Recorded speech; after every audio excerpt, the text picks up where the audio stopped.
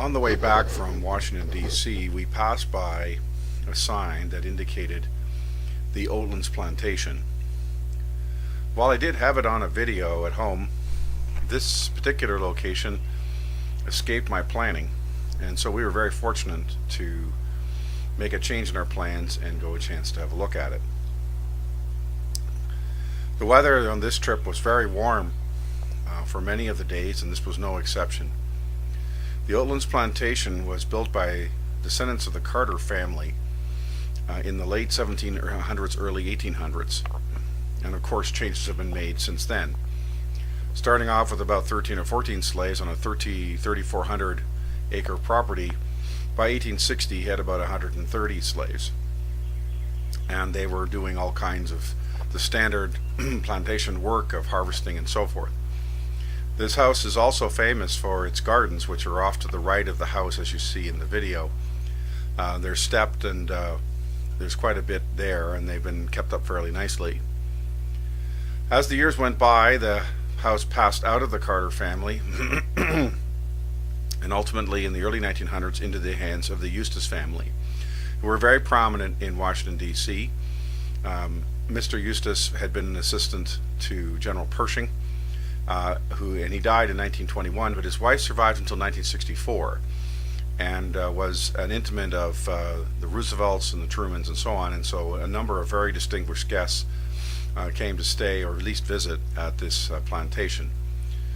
It was donated to the National Park, the National Historic Trust, in the early 1970s by the children of the Eustis family, and so we were indeed fortunate to have it.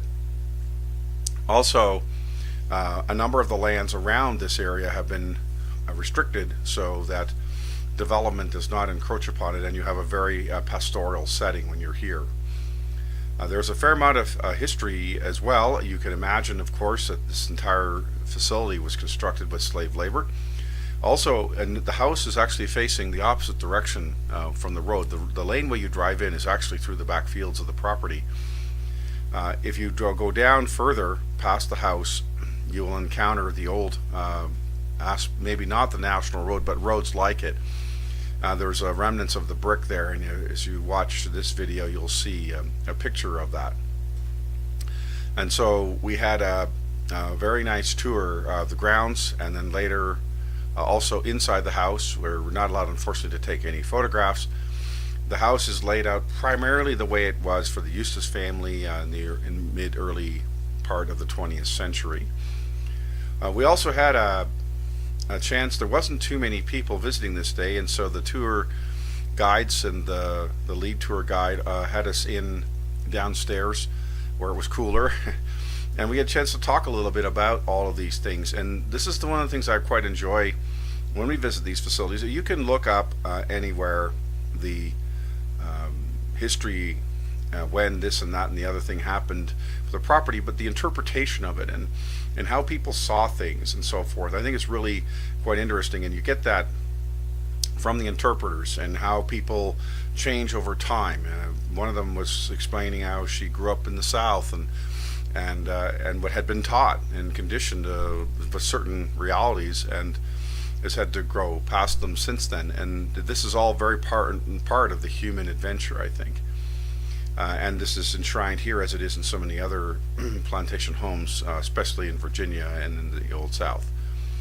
So we quite enjoyed this visit, and it was a very nice day. Like I said, warm, but somehow when you're here you do it anyway, and I really quite enjoyed walking the grounds and just looking at the whole picture of the facility. So we had a great day.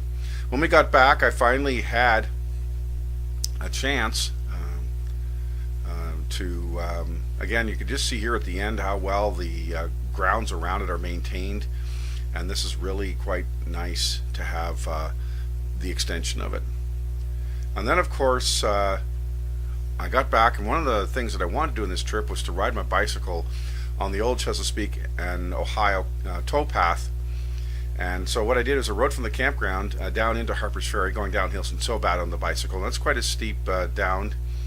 Here's a bit of the Matacum type road where they had packed the stones right in the village. And of course, there were roads like this outside of towns too. And then you cross over. This is the old bridge that had been destroyed in the Civil War, and the abutments remain, of course. Harpers Ferry is a beautiful place with the confluence of the Shenandoah and Potomac rivers, and so with the high mountains around it, it's of course just a spectacular setting. Anyhow, I pushed my bike across the bridge on the walkway, and then you get down onto the towpath. The towpath, of course, the canal in this particular video image here you see is a bit to the left. Here's one of the old locks you can see on the right side now as I turn the direction.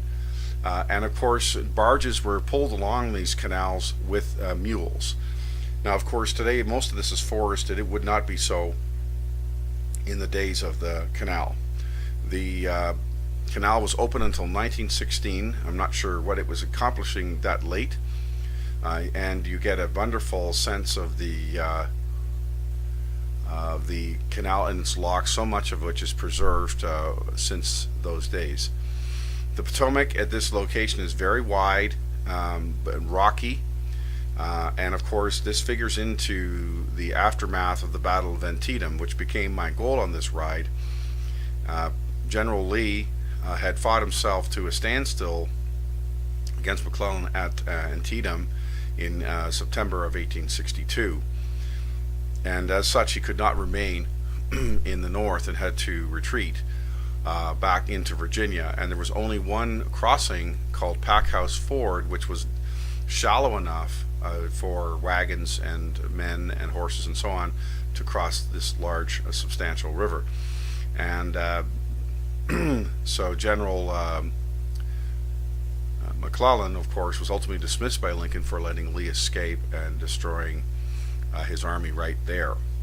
So this is a fairly pivotal location in the Civil War, and it's accessible, of course, from the trail. I wasn't sure if we'd ever find the exact location by happenstance, but thankfully the good people have put signs up and so on. The trail itself is very well done, very easy to walk on, ride on, and so on. It's a fine gravel. Of course, it's almost completely flat with a subtle uphill as you go along. There are different access points. You can see the lockmaster's old house in this particular picture here.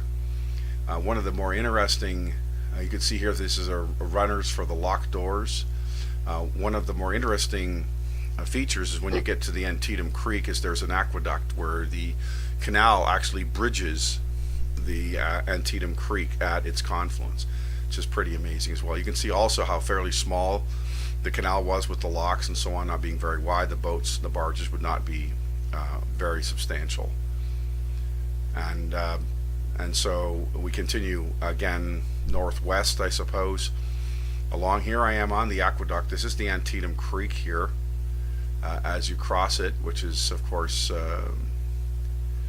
again part of just upstream was of course where the terrible battle was fought at that time, as I mentioned earlier, in 1862. So here you are right on the aqueduct proper. So this would have been filled with water from the actual C&O Canal, and this bridged the Antietam Creek. And here's Packhouse Ford here now with the place where Robert E. Lee was able to escape and fight another day with the situation. So this gets me to the end of this, and some of the pictures of different features, and there's some lime kilns there and so forth. And then I rode back along and ultimately got picked up by my sister in Harpers Ferry.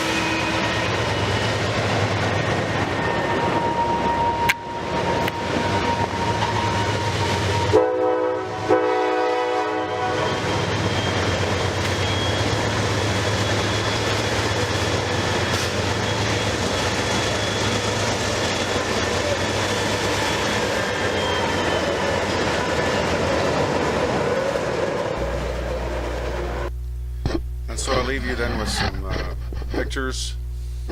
This is on the way back. I thought I'd take a few stills with the bicycle. This is near Harper's Ferry. This is one of the last locks that I passed. And then back across the bridge at Harper's Ferry proper, near the firehouse, and just sitting and waiting for my sister to come down with the Jeep to pick me up. A very, very interesting and very nice day. Thanks again for watching. If you enjoy my videos, please click subscribe and maybe give it a thumbs up. And thank you very much again for watching.